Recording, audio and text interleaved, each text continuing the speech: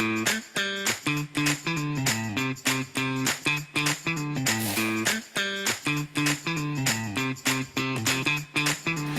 ladies and gentlemen, to season 2 of the Profit Power Hour. Welcome to 2023, and we're so glad to have you on this series of sessions designed to help you maximize your financial performance, presented by Profit Coach. Today, we are talking about intriguing insights and new maintenance and multifamily benchmarks from the final 2022 NARPM Benchmark study. And we have just completed the final study as of last month and did some initial release at NARPM National, but did quite a bit more analysis after the fact. The first round of analysis was primarily focused on getting clear on what the new benchmarks were around profitability, revenue per unit, labor efficiency, et cetera. And then the next round of analysis was really focused on teasing out some interesting and intriguing insights. How does this correlate to that? What correlates to labor efficiency? What correlates to pricing increases? How do pricing structures impact revenue per unit, et cetera? That's what we're digging into today. And we are excited to have all of you joining us. So if you're online live today, I just want you to go ahead and jump in chat and tell us a little bit about where you're tuning in from, and one thing that you're thankful for. One thing that you're thankful for today. I'm thankful for Brad. Brad has been a big part of getting this movement around community-driven finance going in this industry. So Brad, thanks for being on the panel today. And thank you also for contributing to the financial conversation in the PM community so much. Thanks for being on. Thanks for having me on, DC. Be prepared to turn over the belt for a ping pong champion coming up soon. Be prepared. Brad, just call me back in 10 years. You need like 10 years of private lessons to beat me in ping pong. Okay. And don't forget, one thing you're grateful for, not just where you're tuning in from, but one thing you're grateful for today. Okay. Well, I already introduced the guy, Brad Larson, CEO at RentWorks, and also, the founder of PMNCon. We'll talk about that in a moment. If you haven't been on one of my Profit Power Hours before, well, this is me. I'm Daniel Craig, author of the NARPM Accounting Standard, CEO at Profit Coach, and we help property managers expand their entrepreneurial freedom by building highly profitable, self-managing companies. All right. Love the Thanksgiving's coming in here, family, friends. Thankful for informational webinars like this one. Thank you. Brad's thankful for the pending recession. Come on. And you know what? If you've been on my Profit Power Hour so far, you always have seen me and know that I got a flash of a picture of my kids. Well, it's 2023 and we just had the family photo shoot. And, you know, my kids aren't getting any less cute and their mom's pretty hot too. So here's the family picture. All right. Moving right along, we're excited to have Brad on today. Like I mentioned, he's the founder of PMNCon, and that's coming up in 2023, March 29 through 31st in Nashville, Tennessee. You can enjoy a focus on facilitated masterminding, a biz dev workshop specifically on site for attendees, and then a Friday night celebration at the Wild Horse Saloon with whoever the Iron Horse Cowboy is. Don't know who that is, but he looks really strong. So you'll get to see him there. All right. If you got questions, dump them in the Q&A box. That's where we'll be monitoring. It's a little hard to follow everything in chat. So go ahead and dump your questions in the Q&A box. And that's where we'll be able to track them as we go along. We're going to dive right in. Got a ton to cover today. So I know I already talked fast. I'm going to talk faster today, but that's okay. We can record the webinar and you can listen back at 0.5 speed. Intriguing insights and new maintenance and multifamily benchmarks is what we're covering. But the goal of all of this is, as usual, and as we've been doing all along here, to facilitate a transformation in thinking and mindset for you. You might hear some things today that are just like, wow, that busts my box around pricing or around experience or around global talent utilization. And that's kind of what we're hoping to do, is give you a broader perspective as much as we can based off of best practices of top performers in the industry to ultimately help you move from financial fog to financial clarity, from gut-based decision-making to predictable forecasting, and ultimately from mediocrity to benchmark success. So are you ready? Here we go. Context. We just finished the 2022 NARPM Financial Benchmark Study, 153 companies, over 2,000 hours invested. We determined that a major shift has occurred in the PM industry in terms of financial performance. And in order to understand that, we have been talking about the 6 games that drive property management financial performance: profit, labor, pricing, growth, experience, and expense management. We're going to talk about some new intriguing insights in most of these categories today that we've never discussed before. So it's fresh information. Brad saw it for the first time yesterday. Brad, you had some, what was your gut reaction to what I showed you yesterday? Quite a few I told you so's, but we'll save that for the episode, right? Thank you. There's some interesting stuff in there, and it kind of justifies the points of implementing and be aggressive in some of the areas that you're going to talk about. So I think it was a pretty neat presentation. I'm really excited to see what you got. Awesome. All right, we're going to kick it off with a poll just to get a little bit of a feel for the audience here today and how you feel about maintenance and multifamily. We're actually not going to be talking about that for the majority of the presentation, but we are going to touch on it towards the end. So I want to get a little bit of a sense of what we have in terms of interest in maintenance and multifamily maintenance. So do you manage any multifamily properties? We're defining multifamily as 5+ units. Yes, I'm glad I do. Yes, but I wish I didn't. No, I'm glad I don't. No, but I'd like to. I'm going to have some information for you. And then secondly, do you have an in-house maintenance department with at least one tech? Yes, and I'm glad I do. Yes, but I wish I didn't. No, and I'm glad I don't. No, but I'd like to. All right, we'll let those results come in here for just a second and dive right into talking about the game of profit. We're not going to get into a whole bunch of numbers that we've already talked about today, but just by way of reminder, we are looking at a sizable shift in profitability in the industry. We've gone from 6% on the average in 2017 to 11% average profitability in 2021. For the top 25% of performers, the most profitable companies in the industry, we've gone from 25%, which represented the 2017 benchmark, all the way up to 32% profitability in 2021 as the average profitability of the top 25% of performers in the industry. And one of the things that we talked about in December, if you were on any of our webinars, is how does size impact profitability? And the data wasn't incredibly conclusive in terms of a units correlation. You can see that there's definitely a trend up through the kind of the first 600 units. If you're below 250 units, life tends to be a little more tough. And then once you get over 250, we kind of get up here and then we drop down and then we get up to about 26% profitability as we approach 800 to 1,000 units. And we said, okay, maybe that represents a little bit of a sweet spot.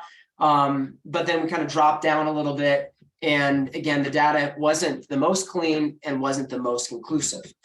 But in this last round of analysis, Brad, I'm going to let you talk in just a second so you can hold on. The last round of analysis, we said, well, let's not look at units because units are not always apples to apples, right? Some people are charging $150 revenue per unit. Some people have $300 revenue per unit, and you get the same revenue regardless of whether or not you have 500 or 1,000 units at that point. So we decided to look at revenue. Check this out. How does size or how does revenue impact profitability? There's a little bit of a typo there. And the data is super clean on this. And you can see that there is a very clear upward trajectory as you get to 3 million plus. 3 million is exactly 1,000 doors at $250 of revenue per unit. Okay, so there's actually a little bit of a correlation to this bracket right here. If you're at $250 of revenue per unit, that would be 1,000 doors. Go ahead, Brad. Is the previous slide you had, that is really inconclusive as far as anything what it means. Like go back one slide. Like that is just kind of all over the place. I see the 800 to 1,000 units makes a lot of sense, but then why does it trickle down so much? And why does it change from year over year? Kind of all over the place. But go to the next slide. And that's just clear as anything, right? That the more Yeah. revenue you can generate, the higher profit margin you can make. Yeah. Yeah, that's pretty clear. And I think some of the noise here is the fact that in some cases there probably were some companies up here that had a higher portion of multifamily units. And so that drove their unit counts up. And or But multi-markets. If they're in two sure. or different markets, then they have 2 or 3 different offices and redundant staffing. So that can be a contributing factor. Yeah. At the end of the day, revenue is revenue, and that's what drives the business. And so now let's just talk about this for just a second, Brad, because I have a concern that people will walk away from this and say bigger is always better. I think we've all known people who have run profitable companies or unprofitable companies at all sizes, right? There's a Steve Crossland model. Steve ran a highly profitable company at 100 units.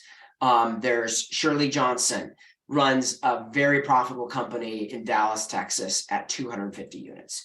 And so we've seen it all at all levels. If someone would come to you, Brad, and say, is bigger better? What would you say? How would you answer that? No, not at all. It's not always conclusive to point at any example uniformly that says bigger is better. Revenue is obviously king here, but you don't have to be that much bigger to generate that much more revenue. There are a bunch of programs out there. There are a bunch of avenues you can take, and you're going to go in both revenue and expense, because profit is the combination of generating revenue and controlling your expenses. It's not just fee maxing the crap out of everybody. It's actually a healthy balance, and we're going to talk about that. Yeah, absolutely. I want to give you, thanks, Brad. And I want to just give a heads up on a resource we're going to be sending out. I do think it really is important to get some clarity on your why and your financial why as you think about how big you want to be.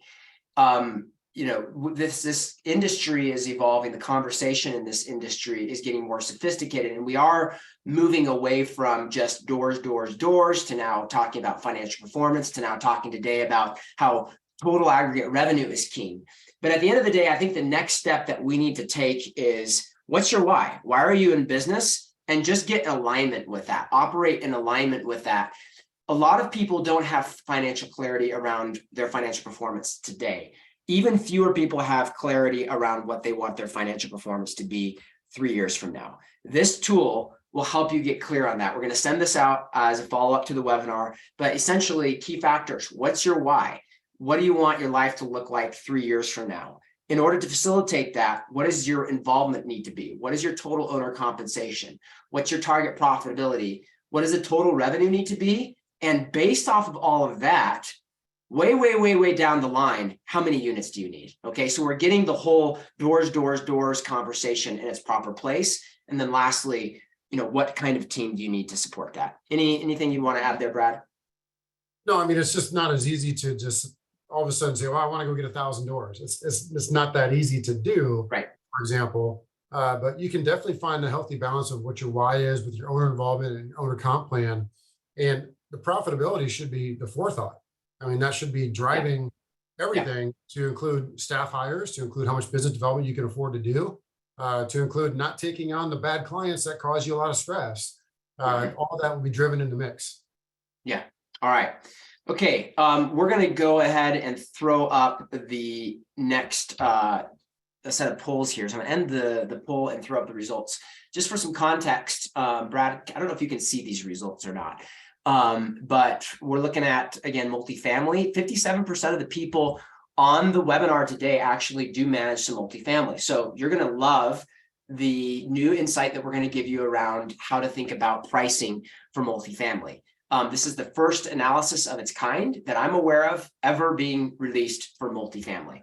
Now, I don't know that much, so maybe it's out there somewhere else, but there you go. So most of you do manage some multifamily, and if you don't, the rest of you, the most of the rest of you would like to. So we've got about a total of 80% of people that do or would like to manage multifamily. So stay tuned for later on in the webinar when we talk about some multifamily pricing. And then, do you have an in-house maintenance tech? Brad, I'm surprised by this one. 60% of the people on the call today have at least one maintenance tech, and another 23% would like to. So this surprises me. I frankly did not think that this high of a percentage of PMs were involved in maintenance. Well, it's come down to a necessary need. I mean, they can't necessarily go out and get an outsourced person to do every little thing, to get somebody to go fix a fence or to get somebody to open a door, change a lock. I mean, that's very labor intensive necessarily, but to outsource it is extremely painful. It comes down to like, okay, you pay somebody $100 for a fence repair, or you pay an internal technician $20 an hour. And so, yeah, it's born out of necessity. Yeah. All right. Very good. Moving right along. So we talked a little bit about some updated data on how revenue and price impacts profitability. Now we're going to talk about some new insights related to the game of labor. And of course, the whole conversation around the game of labor is dominated by this metric of labor efficiency. We're not going to talk a lot about it today, but again, very simply, this metric is measuring how many dollars of revenue do we generate for every dollar we spend on direct labor. And the new benchmark is 3.96. So that's equivalent to saying you only spend about 25% of your gross revenue on direct labor. Okay. That's highly efficient, by the way. That's just a very aggressive benchmark. And not a lot of service businesses can see that level of labor efficiency. So this is a unique opportunity.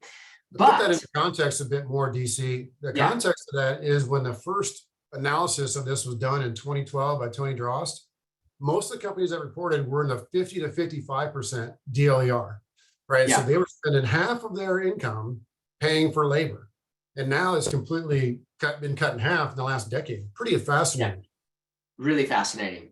All right. So what are the keys for improving direct labor efficiency? We've talked about these before. Pricing, we're going to get there in a moment. Productivity and pay.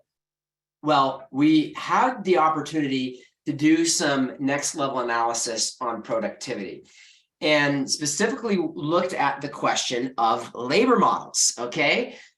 This is pretty exciting stuff, by the way, Brad. I'm pretty jacked that we get to release this, because how many conversations have we been a part of that are departmental versus squad pod versus portfolio versus hybrid this versus hybrid that? Here's the first data that we have around how labor models impact labor efficiency. Now, in full transparency, what we've done is included the number of contributors in each line so that you can see that there are certain lines. For example, departmental is the heaviest, has the most contributors in that line. All right. And so just want to be transparent about the data set behind this. But we're going to look at the average column, which basically takes 2019, 2020, and 2021 and averages it out. So here we go. This is stack ranked. The most labor efficient model, barely, is departmental plus squad pod hybrid. Okay. Basically what that means is that you have a squad pod handling a certain amount of owner and tenant relations, and then you have departmentalized things like leasing or maintenance, for example. Okay. Some kind of mix like that. That's a 2.78 labor efficiency. The next most efficient model is straight up departmental. And honestly, these are a close tie. In 2021, departmental actually slightly exceeded this hybrid here. So a really close tie here. The next one is, and this is a meaningful drop, by the way, to go from 2.95 down to 2.59. The next one is a departmental portfolio hybrid. So what this would look like is you've got a single portfolio person handling, let's say, tenant and owner relations, and then you've departmentalized leasing and maintenance, something like that. And then we've got just straight up squad pod is the next, second to last, 2.37 labor efficiency. But, again, you can see in 2021, we only had 4 companies in that straight up squad pod model. And then the least efficient is portfolio. I'm not surprised by that one, Brad. I would have expected portfolio to be on the low end. So I'm going to give some conclusions on this in just a moment, but I think the obvious thing here is departmental anything is the clear winner. Brad, I'd love to kind of hear your thoughts on this, because it's interesting if you sort of start from the bottom up this really represents an evolution in the industry. I mean, this is like a timeline, right? The industry has sort of gone from portfolio to departmental hybrid, is my take on it. Your thoughts? Well, let's talk about evolution. You just hit the nail on the head with that key word.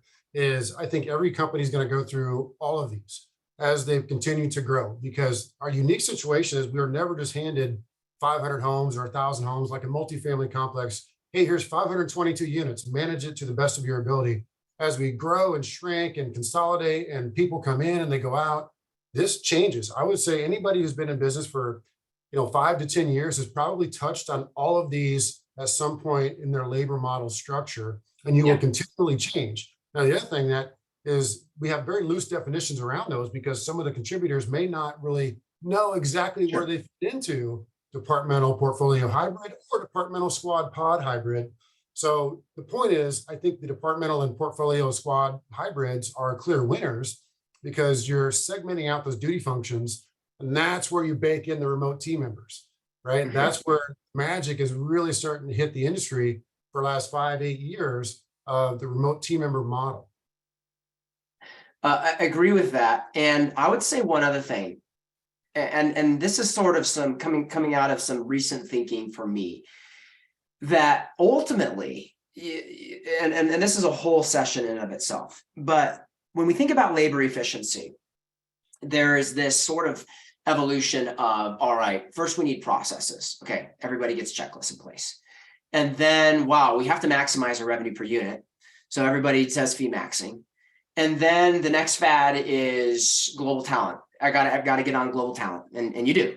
And then, one of the more recent fads is workflow automation. So everybody drops a big check on workflow automation. And these are all important parts of labor efficiency. But I believe that the essence of sustainable labor efficiency is essentially cultivating your team to architect the way work gets done on an ongoing basis. Building a team of mid-level managers and really your entire team and getting them on board with not just focusing on getting the work done, but architecting the way work gets done. That's going to be the ultimate sustainable approach to labor efficiency, is to have a team that's obsessed with architecting the way work gets done. How is that relevant to this conversation?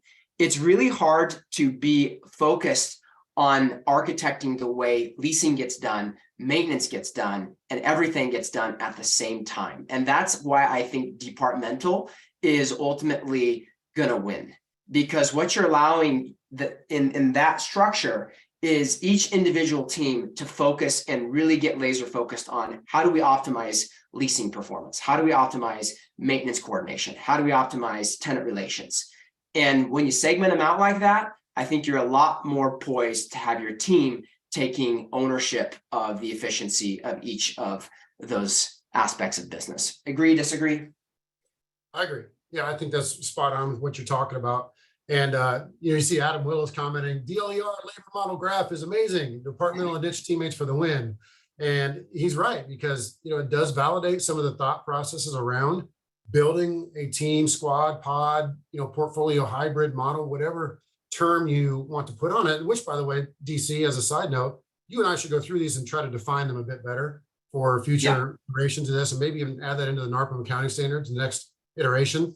This way we can put people in those brackets a little bit more accurately, because I remember Deb Newell reminded me that portfolio was, they truly do everything.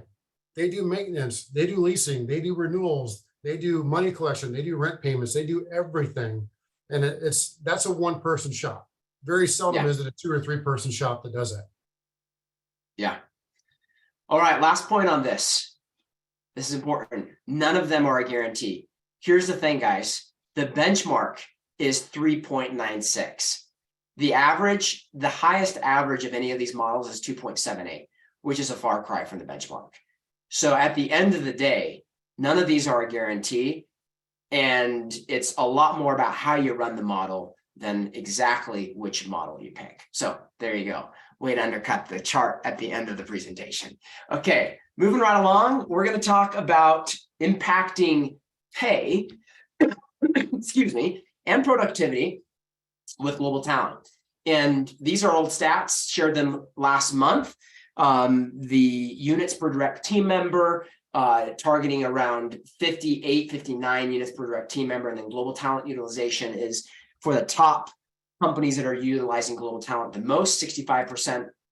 And then this chart shows how as global talent increases in terms of non-US based team members, profitability increases over here. So wanted to update this with some new findings in terms of understanding the impact of global talent on labor efficiency. We hadn't talked about this yet.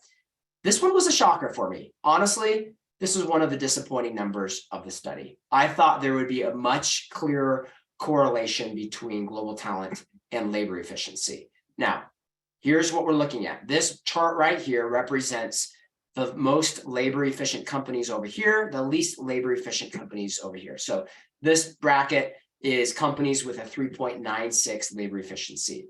Now, they do use the most global talent. So clearly the winner is using more global talent at 44%. But look at this.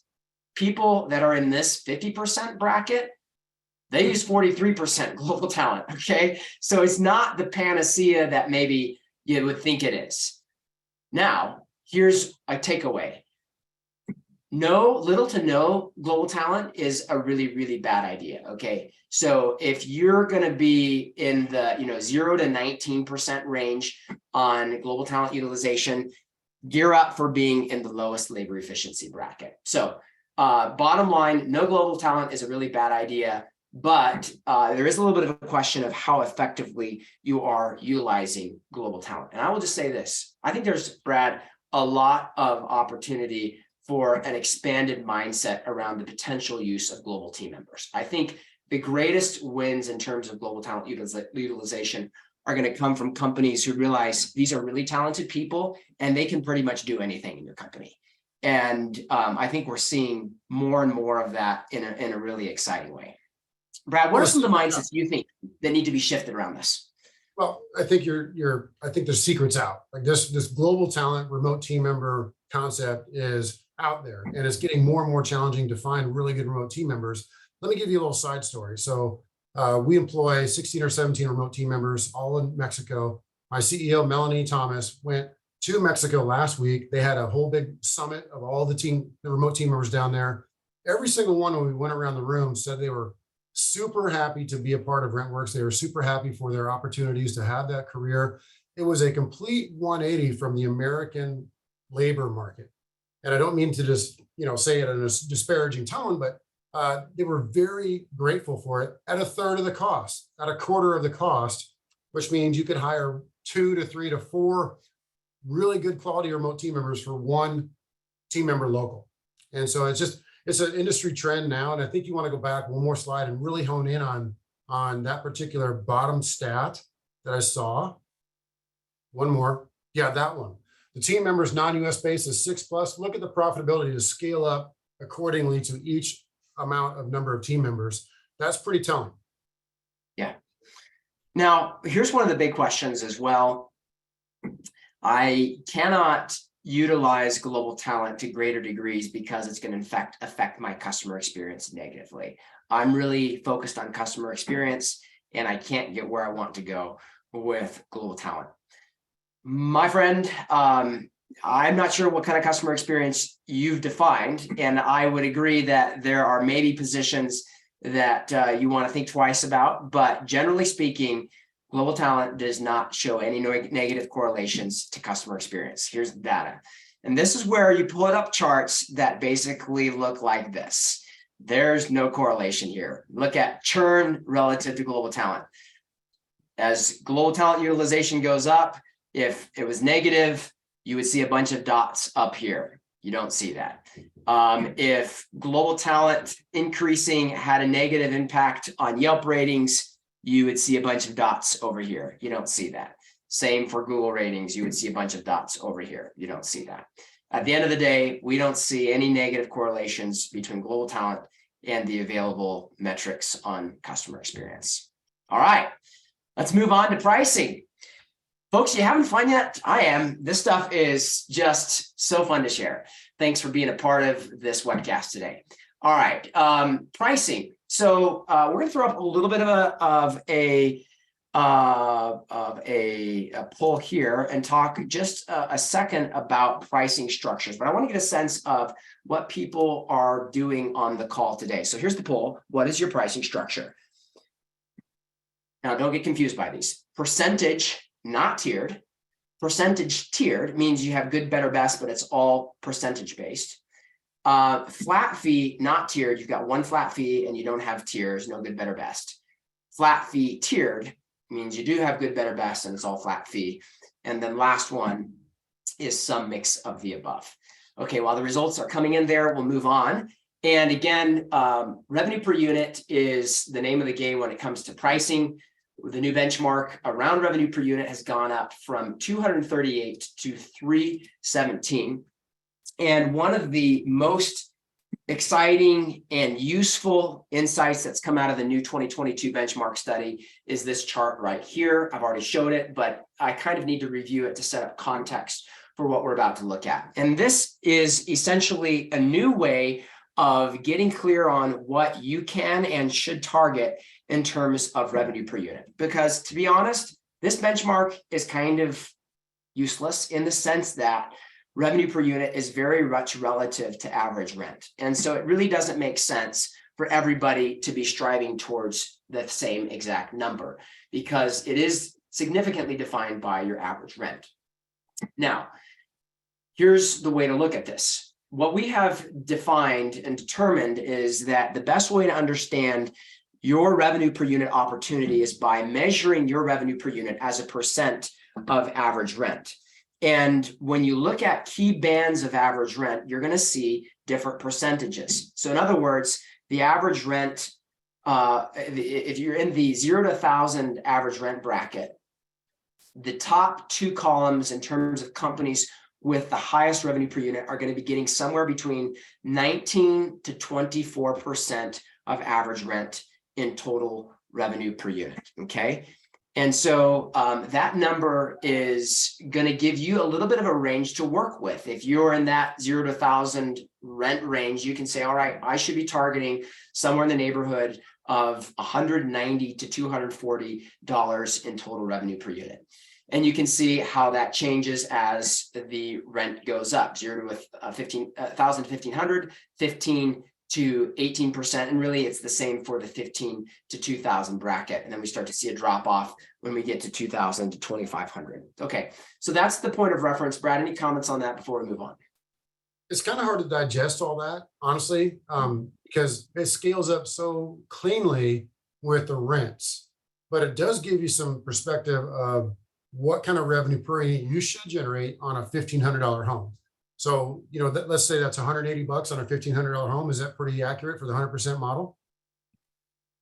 Say that one more time, Brad. So, like a $1,500, 1,501 to 2,000 at the 100% percentage point, you're at 18.9%. Is that really, does that equate to $189 for that $1,500 home roughly? No, that would be 15%, or that would be call it 19% of the 1,500, which would be more like 270. Yeah, 270. Okay. Gotcha. Cool. Yeah. Okay, so this is the framework. This is the point of reference. But now we're going to talk about some insights. Before we do, let me throw up the results of the poll here. Most everybody, no surprise, is in the percentage not tiered, but I'm actually surprised by how many people are doing percentage tiered pricing. Brad, this is a little bit of a surprise to me that we have this many people doing tiered pricing with a percentage model. Not that many flat fee people, and then we do have some mix of the above here as sort of the third largest category. All right, so that's who's on the call today. Let's dig into some new insights. This is kind of the summary of the RPU aggressiveness chart. What you should target in terms of percent of average rent for total revenue per unit, depending on your rent bracket. Now, here are some interesting questions. Question that's been thrown out, thanks to Peter Lohman for surfacing this question. How does revenue per unit aggressiveness impact churn? The idea here is if we're more aggressive with pricing, are we going to be more likely to lose clients? Here is the aggressiveness brackets. These are the companies, regardless of their average rent, that are the most aggressive around revenue per unit, have the highest revenue per unit. These are companies that have the lowest revenue per unit as a percent of average rent. And look at those 20s, 20, actually this is higher over here, then it goes down even more as you get to the highest column of revenue per unit aggressiveness. Now, the lowest churn rate is the lowest revenue per unit aggressiveness, but not by much. And I think the indication is there's really no clear negative correlation between revenue per unit aggressiveness and churn. Now, one little caveat that I do want to make here is we measured and compared revenue per unit aggressiveness and churn from the same time period. I could see an argument in which someone would say, hey, revenue per unit aggressiveness in 2021 is going to impact churn in 2022 or 2023. That's an interesting argument. We haven't measured that, but we don't see any negative correlation when we look at the data in this way. Brad, I know you're grinning over there. Yeah, I am, because this is almost like a giant "I told you so," because what we've been seeing and saying for years is that aggressively pricing your business does not negatively affect churn, meaning that your findings had nothing negative. That was your key point. And it goes back to the implementing these new pricing models that people have been doing for decades with a lot bigger industries than property management. And they see that the good, better, best pricing model, whether flat fee or percentage based, works. And so another part of that is you can't be afraid to charge fees. You can't be afraid to build up that revenue per unit with different programs, because at the end of the day, it's not causing you any further churn. If you were the cheapest in town or the most expensive in town, the churn's dang near the same according to your chart. That's indeed what the data shows. Okay, I slid forward a little bit too much. All right. Now, there's a few questions coming in, and we're going to just take a moment to take some questions here. Melissa, remind me, what's the formula to calculate the churn percentage? Basically, it's a little technical, but the way you calculate churn is of the units that we had at the beginning of the year, what percent of those did we lose by the end of the year? So if you had 1,000 units at the beginning of the year and you added 200 units, you're not going to take those 200 units into consideration, okay? Of the units that we had at the beginning of the year, what percent of the units that we had at the beginning of the year did we lose throughout the year? If you lost 100, that would be a 10% churn rate. And it is calculated, thanks Shirley, on an average of 12 months. Okay, and then Peter, keep driving up RPU until they start churning. I don't think that's what I said. I'm not sure if that's your point, or I'm not making that point from the analysis. I would say that you keep driving up RPU in a way that's commensurate with your value. And I would just say this, I don't want anybody to look at this chart and say, all right, you can charge no matter what you want and it won't make any difference. I don't think that there is a clear indication of negative correlation between more aggressiveness and churn. However, you do need to stay in alignment with your value proposition. At the end of the day, you do have to communicate value. If you are raising prices and people aren't leaving, I do think that that's a strong indication that you are providing value, or else ultimately they will leave. Now, I think that's where some of the long-term analysis comes in here. All right. Can I interject here? Yeah, can I please. Interject? Yeah. So a little tidbit story on RentWorks. As I told you yesterday, we have a flat fee tiered pricing model, right? And so 1 January, we effectively raised all those rates by a certain scale percentage. So we went from X to X and raised all the rates. And we sent that out to 900 some owners, 0 losses from that. And we just made ourselves $120,000 more in revenue for 2023. So to Peter's point, keep driving up the RPU until they start churning. We potentially, you could be leaving money on the table. Yeah. And I just want to add that in there because people are so scared of raising rates or changing their pricing model that everyone's going to leave and they're going to come after you with pitchforks. It doesn't happen on a mass scale. And at the end of the day, in a free market, value is determined by what people are willing to pay. And that's an important baseline principle here. If people are willing to pay more, then they associate more value. There's not a better value structure than people's willingness to pay. And I think the other thing that needs to be said here is value isn't strictly how well you do property management, okay? Value is largely determined by how you communicate how well you do property management. And that's part of the value equation, is people's awareness around what you do. If you may have the best property management service, but if people don't understand what you do and how it's valuable, unfortunately, it's a low value service, even if it's great. So communication around value is a huge part of the value equation, and that's just how the world runs. Okay, another question here was from Renee. How many direct labor headcounts do you assign if you are using a third-party accounting service that may be a team of individuals? That's tricky. There's no easy answer to that. Overall, there is a little noise in the team members, units per direct team member metric because of things like you're bringing up, Renee. But at the end of the day, I don't think that that's a huge portion of the overall pool of labor. Most of us are getting 80 to 90% of the labor done by full-time equivalents. Okay, very good. So here we keep going. We also, in this next phase of the analysis, dug into owner paid fees. And overall, the results here are not as interesting as the tenant paid fees category. There were some amazing winners like pet fees and resident benefits packages that were generating in the neighborhood of $5 to $8 of revenue per unit per month. The biggest owner paid fees are in the $1 to $2.50 range. Now, I don't think that that's necessarily because these aren't good opportunities. It could just simply be because on the average, they're untapped opportunities. For example, the owner admin accounting fee is a big untapped opportunity because I know that that contributes for the companies that are using it a lot more than $1 of revenue per unit per month. Brad, you call this an IRS compliance fee. Tell your story here. So what we do is we have an annual IRS compliance fee. And again, goes back to my raising the rates comment. When we went from X to a higher X, a significantly higher X, we notified everybody 60 days in advance. And so this month we charge that IRS compliance fee. Again, nobody made a peep. It correlates to every 1099 that we send out.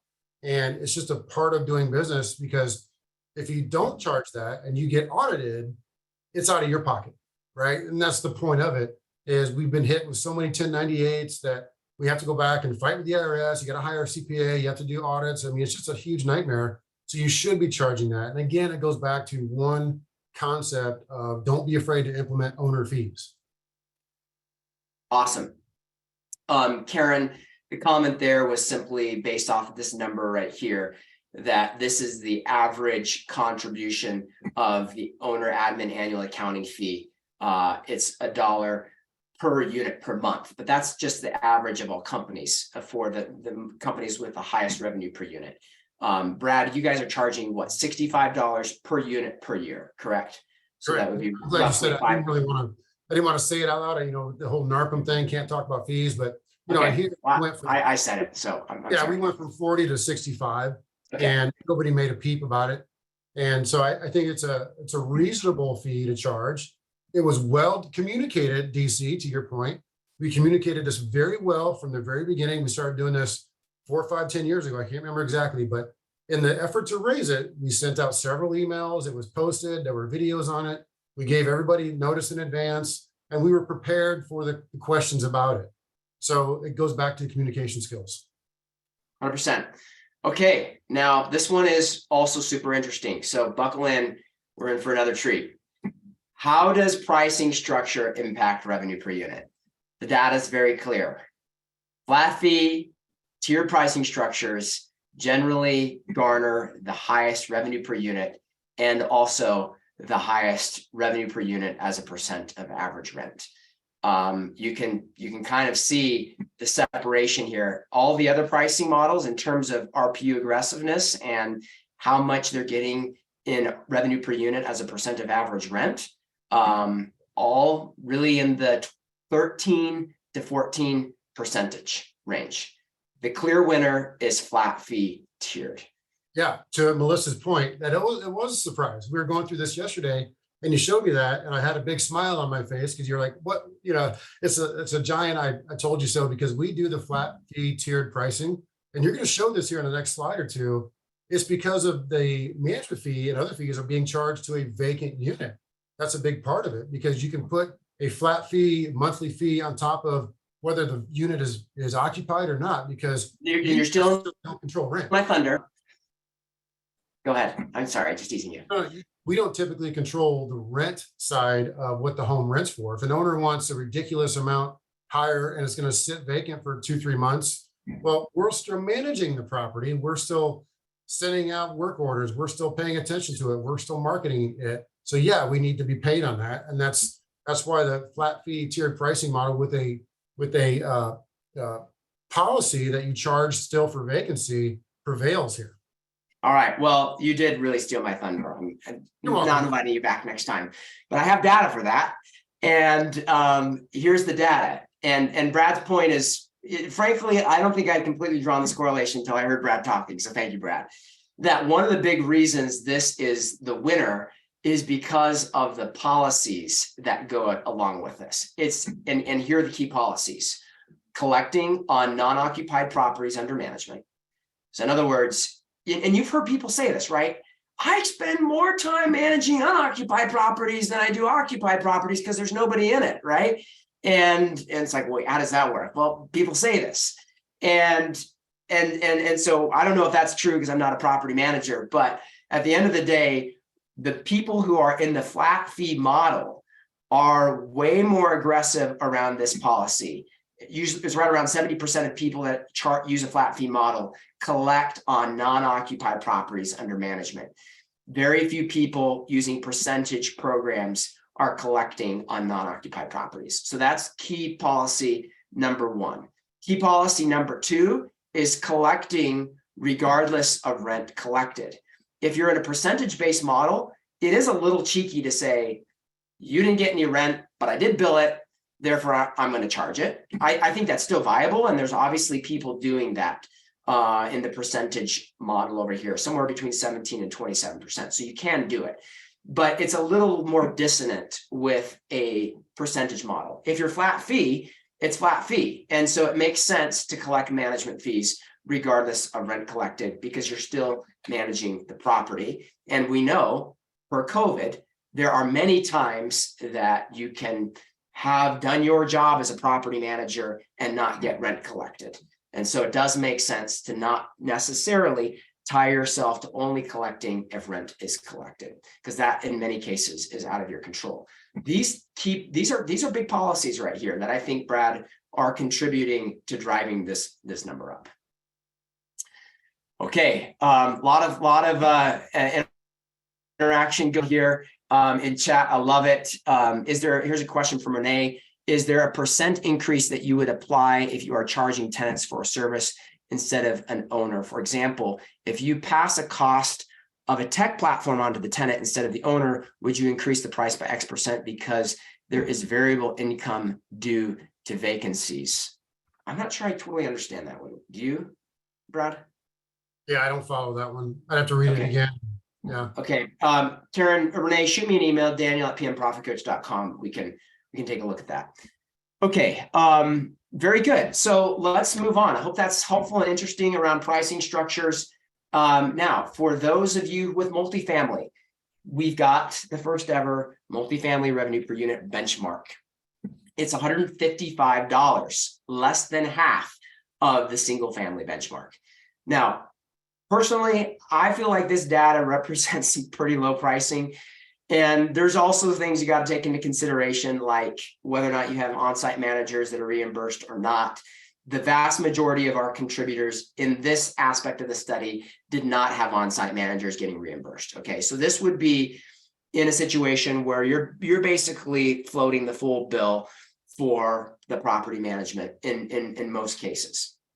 So here we go. The rent brackets here are 500 to 1,000, 1,000 to 1,500.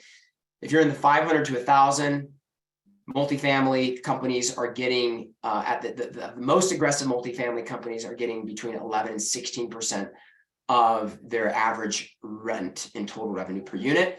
1,000 to 1,500 between 10 and 13%, and then above 1,500 between 7 and 8.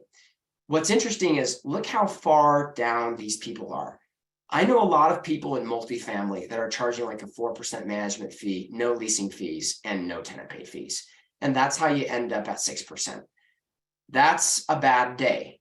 And you don't need to be there. I think for a lot of people, it's, well, I've negotiated away the farm because it was so many units. And I just got to tell you, my experience, when you negotiated multifamily so aggressively, a lot of times I don't think people make the money that they expect to make, even with the volume. You got to be really cautious about over negotiating on multifamily. If you do, make sure that you get it back somewhere with ancillary fees. And my guess is that's what's going on with these most aggressive companies up here. Don't have a lot of time to spend on this one, so we're going to move on. Here's the summary. If your average rents are over 1,500, 7 to 8%. If you're under 1,000, target 11 to 16%. Okay, one insight on growth. This is one of my favorites, guys. So here you go. How does RPU aggressiveness impact growth? The theory is it harder to add more doors if you're higher priced? Oh, I don't want to get our prices up too much because then I'll stifle growth. Here's the data. The most aggressive companies on revenue per unit are the companies adding the most doors by almost 40% over those with the least aggressive pricing. In other words, does it help you to charge more? I'm not saying that. I'm not saying that charging more actually brings the doors in, but we just don't see a negative correlation here. Here's my interpretation on this. Aggressive PMs are, well, just aggressive on both pricing and growth, and they find the ways to get the doors in. Brad, your commentary on this. I think it makes a lot of sense because the mindset of trying to do as much as you can to generate strong revenue directly goes into doing as much as you can to generate new business. And so they go hand in hand with each other. But one thing that does come out of here is that it's not the pricing necessarily that's winning or losing the new business. So it's not the pricing that's causing you to lose business. One of the questions that was answered in the question box was, at what point, do you back off from higher pricing in that business development model? And I would hone in on the closing percentage of that new business development appointment. If that closing percentage starts to decrease from a comfortable level, then maybe you are a bit higher priced. I mean, if you want to put in real numbers, hey, I charge $800 a month for your $1,000 home, no one's going to hire you, right? If you charge $8 a month for that $1,000 home, a lot of people will hire you, but you're getting the bottom of the barrel type of an owner that is not going to cause you to be profitable. So it's a fine line. Yeah. And I think it's also worth noting, like, I don't think people who are trying to add a lot of doors are really excited about 8.6 doors per month, right?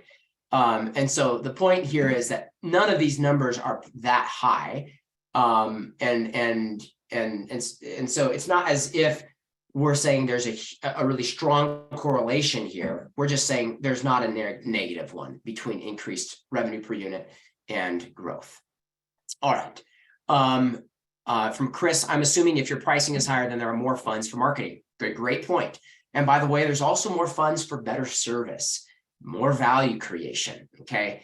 There's a lot of opportunity that's created by higher pricing. Would love to have some information on the most effective marketing avenues. That sounds like another benchmark study, Chris. It's a great idea someday. All right.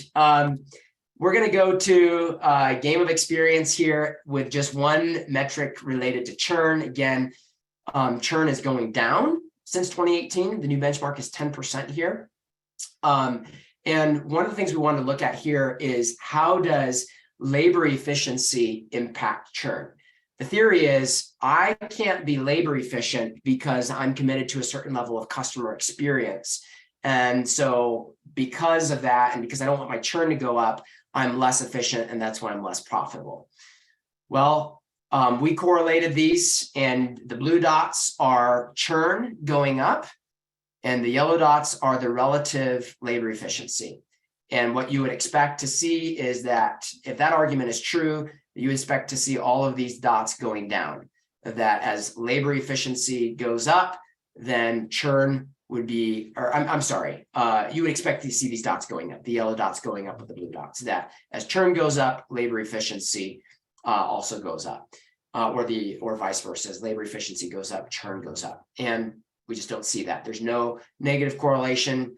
Here's the trend line. It's a straight flat line. In fact, it looks like it might go down just a hair, basically making the point that, again, there's no negative correlation between labor efficiency and churn. You can still be labor efficient and manage churn very well. Okay, we're going to hit on maintenance, and then we're going to wrap it up with a really great conversation on the summary takeaway of all of this benchmarking.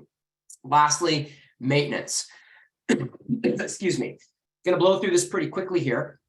But the benchmark for maintenance profitability is 34%. Now, we're measuring this in a new way.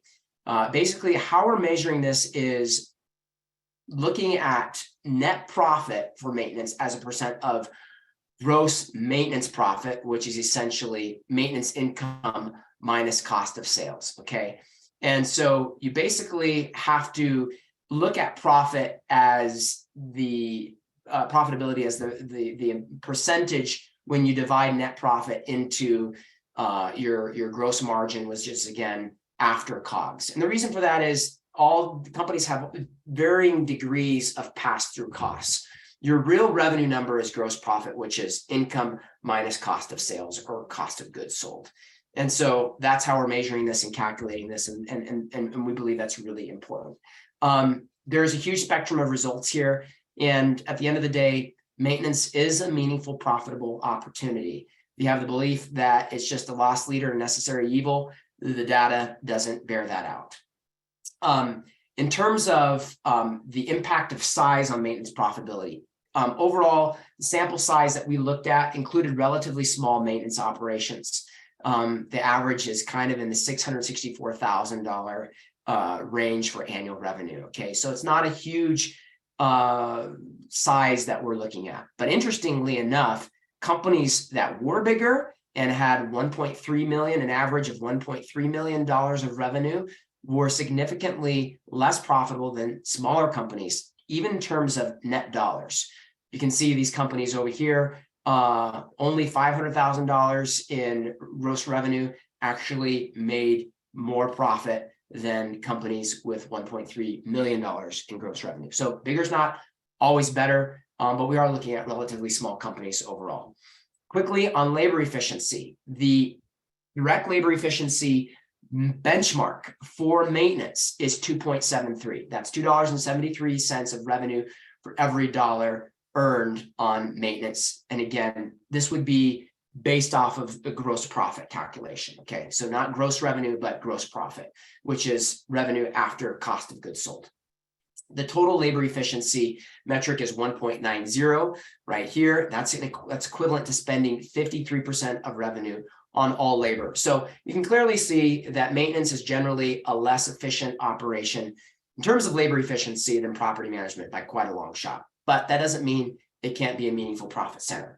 Now, here's the application that I want to leave you with. We're going to go over for just a few minutes as we try to wrap up here. Here's the application. How do you determine an hourly rate for maintenance? If you want to achieve a 2.73 labor efficiency, you need to take one other factor into consideration, and that is utilization. In other words, because you're looking at techs who can't be used all the time, they're not generating revenue 100% of the time, they have PTO, things, etc. You need to consider the fact that if you want to get to a 2.37 labor efficiency, if you're at 90% utilization with your technician, meaning that 90% of their hours are billable, then you need to charge 3 times their wage to get to 2.73. So if they cost you $30 an hour, you need to charge 90. If you're at 80% utilization, you need to charge 3.4 times their hourly wage.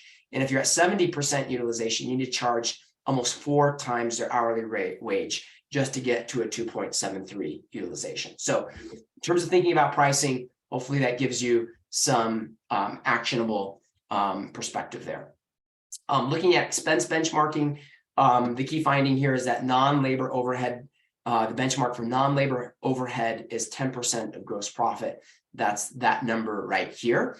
And that's kind of the target to spend on facilities, other operating expenses, and non-labor overhead. Okay, that's the skinny on maintenance. Now, to wrap it up, where do you stand? What does this mean for you? You can get your copy, regardless of whether or not you're a NARPM member, of the sort of condensed version of the benchmark study at narpm.org. But the full meal deal is now released to NARPM members, and it's available at narpm.org/education/NARPM accounting standards. Okay, so that's where you can get the full round of insight here. And if you're wondering, where do I stand? How do I take action on this? Got to get on the NARPM accounting standards, got to get converted, get in the game of financial performance, and see how you stack up to the 2022 NARPM benchmarks. We've got a tool, a metrics calculation tool to help you do that. It looks like this. I'm going to send it out after the call. Get clear on where you stand. At the end of the day, we want to encourage you to ask this question: what is the one thing that can have the highest impact on my bottom line today? And we'd love to help you answer that question with a financial review call with our coaching team to help you discover how you stack up to the 2022 NARPM benchmarks, discover your true profit potential, your revenue per unit potential, and give you the help you need to identify your number one opportunity to maximize profits. Okay, so how does this work? We want to give you the opportunity to have us look at your P&L, send us your P&L for the last 12 months. We'll do some initial analysis, calculate some of these numbers so you can see how you stack up, help you determine if you should convert to the NARPM accounting standards, and provide you with 2 to 3 action steps you can take to eliminate financial fog from your business and dramatically improve your bottom line, typically by at least $50,000 per year. So no strings attached, totally free. We'd love to help you out and get you started in 2023 with some phenomenal financial clarity. And so if you want to have that conversation with us, just say yes to the poll. We'll reach out to get it scheduled. Okay, as we wrap up here, Brad, the mantra here for this project has been beat the benchmark. And I think as we think about what's happened in terms of this industry shift over the last several years is, there's 2 key lessons. Financial performance is community driven and it's team driven. And we want to facilitate a conversation in which this isn't just owners talking with owners, but every member of your team has clarity on how they can contribute to the game of financial performance. And I think as a result of what we've seen is in this massive shift is an opportunity for embracing a new vision of community-driven finance. Finance historically for entrepreneurs has been built by CPAs, people who came up with a traditional income statement that honestly has very little relevance for most entrepreneurs. It's disconnected from their day-to-day operations. It's disconnected from their community, from their industry. And so we have a vision for community-driven finance that looks like this. Number one, everyone plays the game. It's not just for CEOs, but everyone on the team. Everyone has clarity on how they can contribute. Secondly, everyone plays in community. This means that we have community-based benchmarking, scoring, best practice sharing, camaraderie, and accountability. Again, not just for owners, but every member of the team. That's the vision. We see this with salespeople collaborating. There's biz dev masterminds. What about leasing agents? What about maintenance coordinators? Best practice sharing across the industry. And then thirdly, every position has a scoreboard where every department must be able to keep score. PMs, leasing agents, maintenance coordinators, BDMs, everyone. That's the next level of insight. Brad, I call this the potentially, I talked to Gail about this, but the NARPM operations standards. And that's where I think this conversation is going. Your thoughts, Brad? Well, I like that. The operational standards would be a good way to kind of formalize this. The same thing with that designation that we're working on as well, or you're working on rather, and rolling that out. But the community-based stuff is really the compilation of what you've done, people willing to share to get an idea of where you are left and right, which was the whole spirit of the NARPM accounting standards, is to be able to understand where is the room for growth.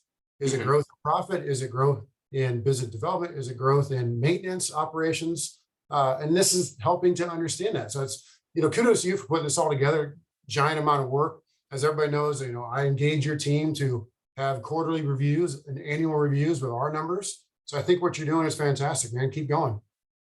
Awesome. Well, folks, thanks so much. A couple last questions here. Shirley's asking, how does our program of $20 per maintenance coordination compare to an in-house employee? Shirley, it's essentially a different monetization structure. It's not, I don't know that I can give a comparison online here, but essentially you're just monetizing the coordination, and that's a really, really great way to go about it. You can also monetize the work itself and make a little bit more. So it's probably just one step further in the monetization process.